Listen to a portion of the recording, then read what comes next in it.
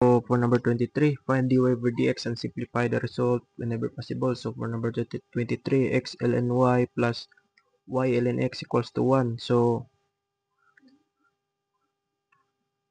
we will differentiate this one. So we know that derivative of ln u is equals to 1 over u du over dx. So u is equals to y. And for the right term, so ln u is equals to 1 over u du over dx. So u here is equals to x. So let's answer this problem. So we have x, so ln y, so 1 over u, so 1 over y, so du over dx, so y prime, so plus, so ln y, derivative of x is equals to 1, plus y, so derivative of ln x is 1 over u, so u is equals to x, so derivative of x is equals to 1, so plus ln of x, so derivative of y is equals to y prime is equals to derivative of 1 is equals to 0.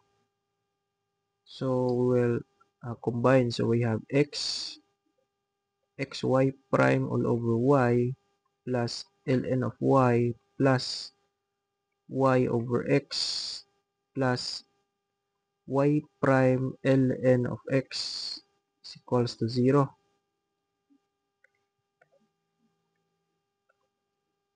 So we'll combine having y prime. So we have y prime is equals to ln of x plus xy prime all over y.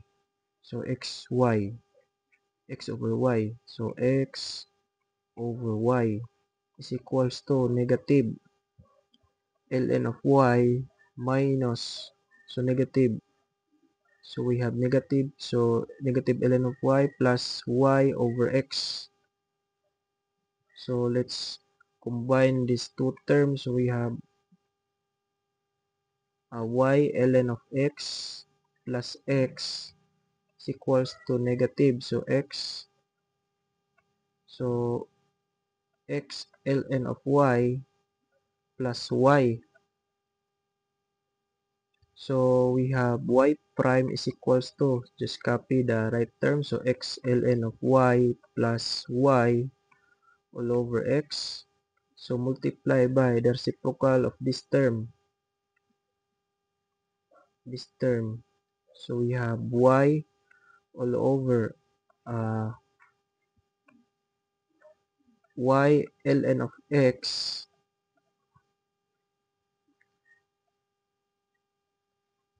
so we have y ln of x plus x.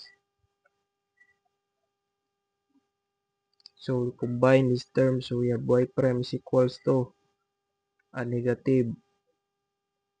So we have negative y multiply by x ln of y plus y all over x multiply by y ln of x plus x.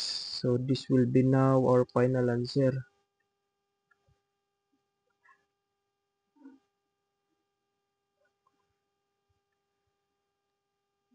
So let's check if our answer is correct.